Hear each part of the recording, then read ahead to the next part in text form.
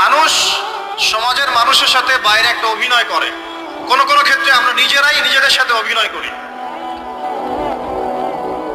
কথা সাহিত্যিক হুমায়ুন আহমেদের নাম শুনেছিলেন? শুনেছেন? ইন্তেকাল করেছেন। একটা সময় ছিল আমরা স্কুলে পড়তাম, কলেজে পড়তাম, মাঝে মাঝে টুকটাক এ ধরনের কিতাব বইপত্র পড়া হয়েছে। হিমু, মিসির আলী এসব পড়া হয়েছে। শরৎচন্দ্র, বঙ্কিমচন্দ্র, রবীন্দ্রনাথ, নজরুলের কবিতাগুলো, ইভেন শেক্সপিয়ার, অ্যাডাম স্মিথ সহ, যিনি অর্থনীতির জনক।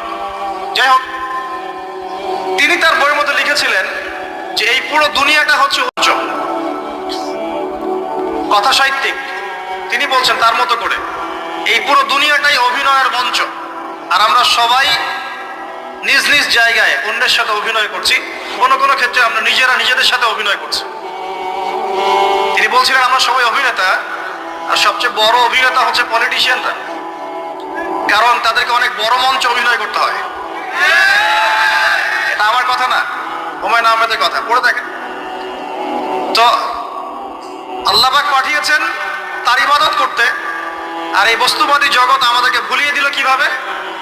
কয়েকটা প্রলোভন দিল। প্রথম প্রলোভন হচ্ছে টাকা, তারপরে কি করব প্রতিষ্ঠিত হওয়ার চিন্তা, তারপরে চাই চাই আরো চাই এই একটা আকীদা দর্শন।